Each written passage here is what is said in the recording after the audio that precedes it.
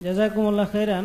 শেখ, মৃত্যুর পর কোনো কোনো সমাজে দাফন উপলক্ষে খাওয়া দাওয়ার অনুষ্ঠানের আয়োজন করা হয় এবং কোথাও কোথাও দেখা যায় মাইয়াতকে কবরে শোয়ানোর পর মিষ্টি বিতরণ করা হয়।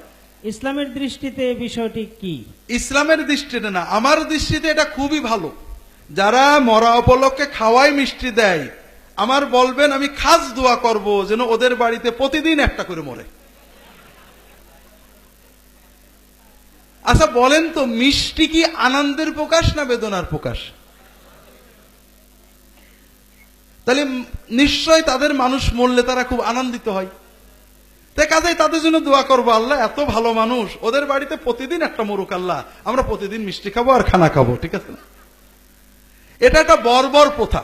একদিকে শরিয়াতে বেদাত, কারণ রাসূলুল্লাহ সাল্লাল্লাহু আলাইহি ওয়াসাল্লাম সাহাবীদের আপনজনেরা মারা গেছেন না, তারা সদাকায়ে জারিয়া করতেন। প্রথম কথা, মৃত্যুর 3 দিনের ভিতরে যাদের বাড়িতে মারা যায় তাদের রান্না করাই নাজেজ, পাড়াপড়শিরা খাওয়াবে, আর আমরা উল্টো তাদের বাড়ি খাই। 2 নম্বর হলো যে মরা উপলক্ষে খানা খাওয়ালে মাইয়াত সওয়াব পাবে। সাহাবীরা তাবেঈনরা করেননি, বলেননি। রাসূলুল্লাহ সাল্লাল্লাহু আলাইহি ওয়াসাল্লাম বলেছেন সদাকায়ে জারিয়া করতে।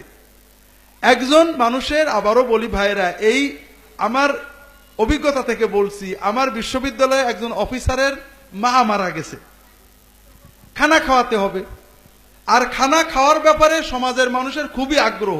বাপ মরেছে খাওয়াইলো না, কৃপণ, বলে না বলে না? কারণ সমাজে 2টো খানা ফ্রি, একটা হলো বরযাত্রী খানা আর একটা মৌতে খানা। আর বাঙালি এত লোভী, এই ফ্রি খানা খাওয়ার জন্য মানুষের উপর এই অত্যাচার করে। বাপ মরে গেলে খাওয়াবি না? আরে আমার বাপ মরে গেলে কি আমি খুশি হইনি যে খাওয়াবো? আমার ছেলে বিয়েতে খাওয়াবো, খেয়ে যেও। বাপ মরলে খাওয়াবো কে? বাপ মরলে কি করতে হবে? রাসূলুল্লাহ বলে সাদাকায়ে জারিয়া করতে। ওই গল্পটা বলি। বিশ্ববিদ্যালয়ের একজন অফিসার, নাম বললে আপনারা চেনবেন, উনি আমাকে বলছেন, আমি তখন ইসলামিক টিভিতে আলোচনা করতাম। তিনি বলছেন যে টিভির আলোচনা করছেন, আমি আমার বাপ বসে শুনছি। এখন গ্রামের সবাই বলছে বাপ মা মরে গেছে, খানা করতে বিরাট, বাপ ছেলেরা সবাই অফিসার, সচ্ছল, সমাজের মাতবর। এখন এই উপলক্ষে কথা হচ্ছে, আপনার আলোচনা হচ্ছে।